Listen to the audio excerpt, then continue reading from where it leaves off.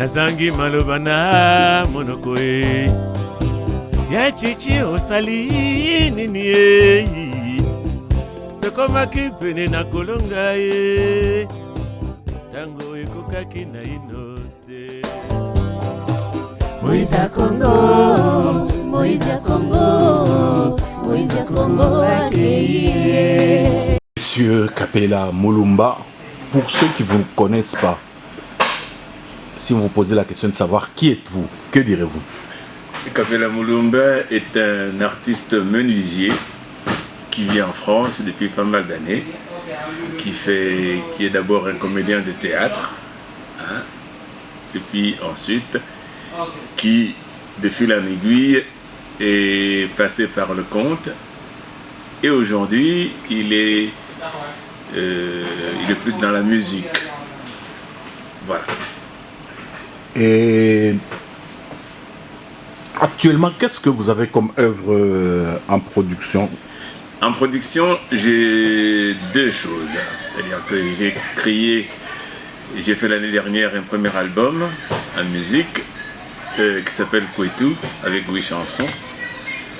Et aujourd'hui, suite au décès du président Etienne Tshisekedi, je lui ai fait une chanson qui s'appelle Moïse ya Congo, dans lequel j'ai aussi inclus, pour ceux qui m'auraient vu lors des funérailles à la cathédrale, le discours que j'ai dit et qui apparemment a touché beaucoup de monde et que j'ai inclus comme deuxième single dans Moïse ya Congo, avec une musique spéciale. Oui, est-ce que vous pouvez parler un peu plus en détail de Kwetu? Kwetu, c'est mon premier album en tant qu'auteur-compositeur en musique. C'est 8 chansons qui sont assez autobiographiques et qui parlent, partons du titre Kwetu qui est le premier titre, qui parle de l'histoire d'un Africain, un Congolais, hein, qui, après s'être intégré en Europe, a créé beaucoup de choses, et puis un soir il revise par nostalgie l'histoire de son pays, l'histoire de sa ville et tout ça, et qu'il a envie pas d'y retourner pour y rester, mais aussi surtout pour essayer de faire quelque chose pour le quotidien de ses amis qu'il a laissés là-bas ou de son quartier. Voilà. Et de là est né le spectacle Kwetu, parce qu'il y a le Kwetu qui est les 8 chansons, mais il y a Kwetu le spectacle qu'on peut voir sur YouTube en tapant Kwetu le spectacle, et qui est en fait les histoires qui sont cachées derrière une chanson.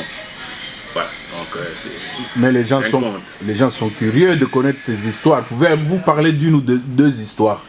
C'est la première histoire que je viens de raconter sur Kwetu, qui est l'histoire de ce jeune homme qui au pays, au Congo, rêvait de faire le voyage pour connaître les gens qui lisaient, les histoires qu'il lisait.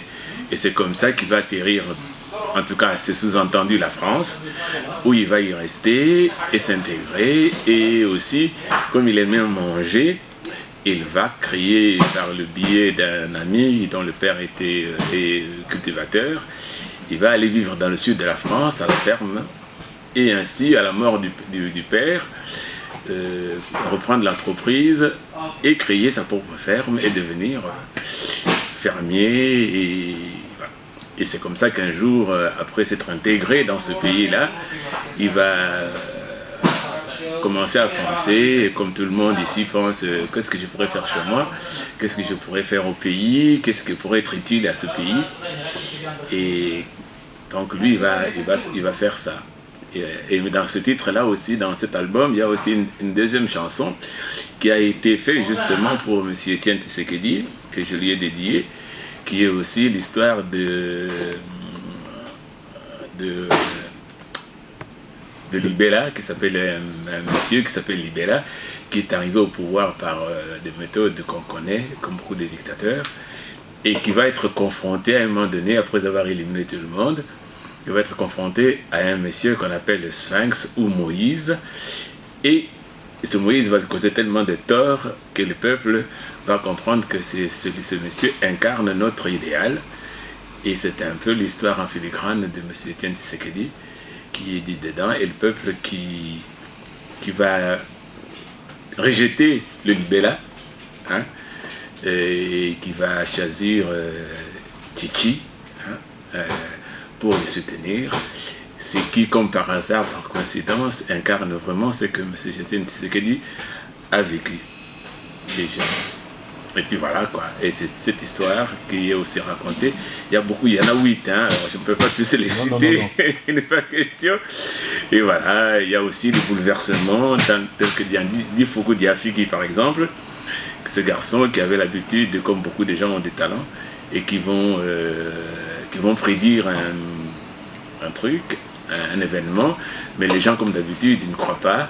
Et lui, il va le chanter et en disant des Foukou d'Afrique et un Chiluba, qui veut dire le jour est arrivé et qu'il va falloir se prendre en charge.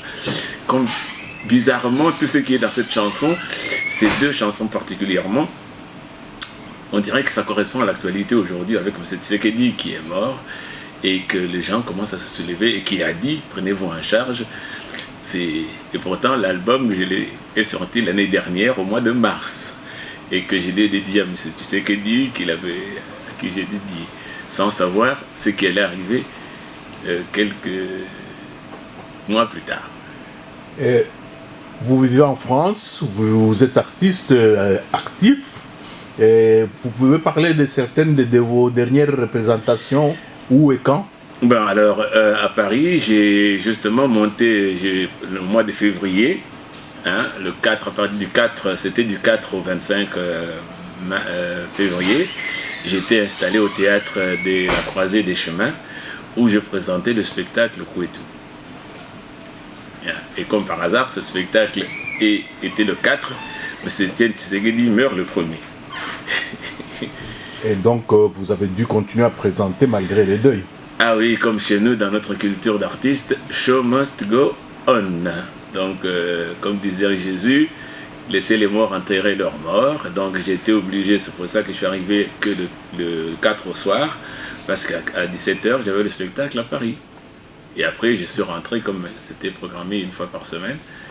Et puis voilà, quoi, je suis aussitôt rentré le lundi qui suivait pour pouvoir... Avant de parler des objectifs que vous poursuivez dans votre carrière, qu'est-ce que ça vous fait d'être le frère d'une personnalité aussi imposante que M. Etienne Tshisekedi? En tout cas, moi j'ai toujours vu M. Etienne Tshisekedi dans ces 2 dimensions qui sont mon frère, d'abord et avant tout. C'est mon grand frère, c'est lui qui m'a élevé, c'est lui qui a fait beaucoup de choses avec moi. Et puis bien sûr, la dimension que j'ai préférée dans sa politique, c'est le solidarisme, la philosophie du solidarisme, et que j'ai pris en charge pour essayer, parce que j'ai découvert par le solidarisme une dimension qui est à la fois nationale et internationale, qui est extra-UDPS. Voilà. Et c'est d'ailleurs pour cela que ceux qui peuvent voir sur YouTube le solidarisme, une philosophie, c'est encore quelque chose que j'ai fait il y a longtemps, où je développe justement cette histoire, et qui est pour moi, et même quand il était vivant, quand je lui ai expliqué ça, il a dit mais tu le défends tellement qu'il vaut mieux que toi tu prennes ça en charge. Alors, comme il avait l'habitude, quand il approuve quelque chose, il te dit écoute, c'est toi qui l'as pris, écoute, à toi de l'assumer. Et c'est comme ça que dans mon discours à l'église, je parlais justement de solidarisme, une philosophie que je poursuis. Et quels sont en fait les objectifs que vous poursuivez dans la vie? Quel est votre idéal de vie? Mon idéal de vie, c'est d'être l'artiste que j'ai toujours été, qui est le messager. Ok? C'est-à-dire que je suis là pour mettre un projecteur sur des événements afin que ceux qui passent puissent s'arrêter à un moment donné et avec moi réfléchir et enrichir le débat. Et mes actions, c'est d'abord ça. je suis un homme, je suis un messager, comme tous les artistes, celui qui suscite un débat et sans nécessairement en prendre parti, mais dire que cette histoire m'interpelle et pourquoi pas vous. Voilà, ça. Merci bien, Monsieur Kapela Mulumba. Pour terminer, il y a des lecteurs, il y a des téléspectateurs qui vous suivent. Il y a des Congolais, il y a des non-Congolais. Si vous devriez vous adresser à eux par rapport à votre profession, par rapport à vos spectacles, que leur diriez-vous? Il y a beaucoup de choses à dire. J'ai mon adresse mail, Marcel Mulumba, un seul mot, @hotmail.fr, où ils peuvent m'écrire, avec là on pourra échanger. C'est pour cela d'ailleurs je m'adresse particulièrement au public congolais. Et puis deuxièmement, c'est pour leur parler de ça, de cette...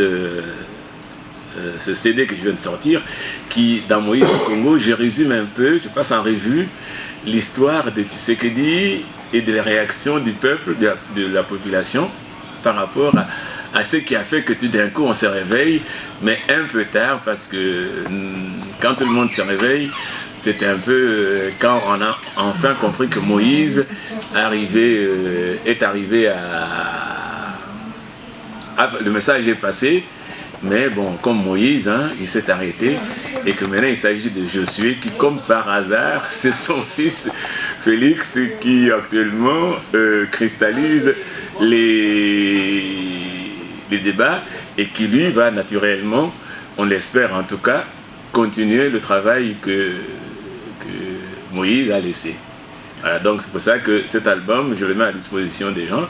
Ceux qui veulent le commander, ils n'ont qu'à me envoyer par mail, parce que les téléphones, moi je suis en France, c'est pas évident, à m'envoyant, comme ça ils peuvent le commander et moi je leur fournirai, selon les adresses, je leur dirai. Voilà. Et le prix et tout, je n'ai pas envie de faire du marchandage ici, je préfère comme téléphone et je vous dirai combien ça coûte pour ça. Et puis je viens aussi pour continuer mes spectacles sur Bruxelles ou sur la Belgique avec Kouetou, le spectacle dont je voudrais que la carrière continue, et à la rentrée septembre. Nazangi malobana monokoe ya chichi osali nini tokomaki pene na kolonga ye tango ekokaki na ino te.